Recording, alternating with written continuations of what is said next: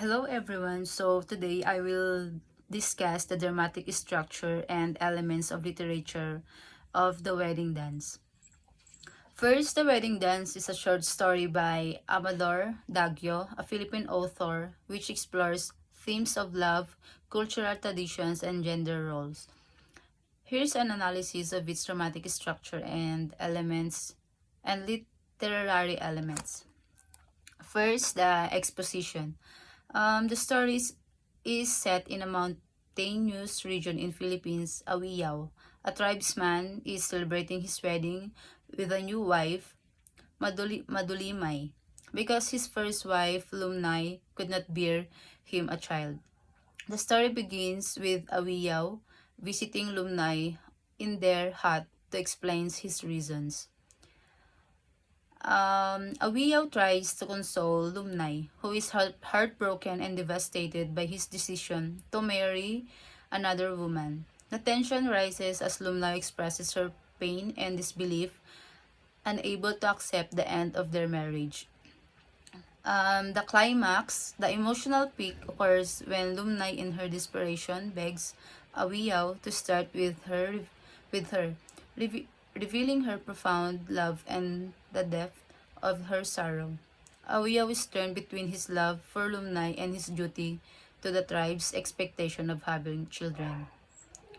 Following action is Awiyao leaves to return to the wedding dance, leaving Lumnay alone. Lumnay struggles with her emotions and the reality of her situation.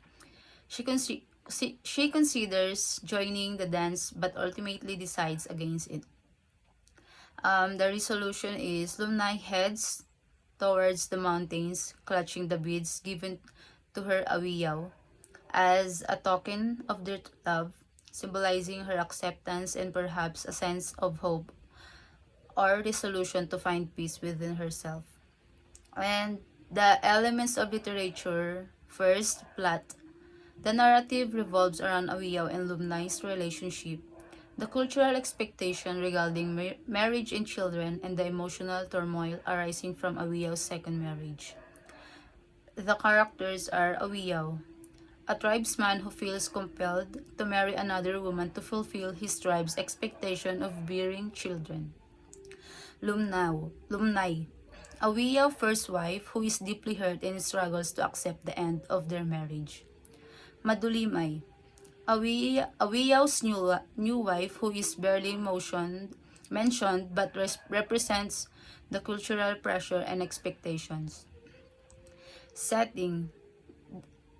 The story is set in remote mountainous region in the Philippines within tribal community and adheres to the traditional customs and beliefs about marriage and childbearing. The primary themes include love and sacrifice, cultural traditions versus personal desires, gender roles, and the pain of separation. The main conflict is internal within Lumnay as she grapples with her emotions and societal expectations. There is also an external conflict between Lumnay and Awiyao due to their differing desires and the tribe's expectation. Daggyu uses a descriptive and motive narrative style, rich with cultural details and imagery that evoke the setting and emotional landscape of the characters. The story is told from a third-person, limited point of view, focusing primarily on Lumnay's perspective, which allows readers to deeply understand her emotional state. Symbolism. The beads symbolize Lumnay's love for Awiyao and their shared history. The wedding dance itself represents cultural traditions and societal pressure to confront to certain roles and expectations.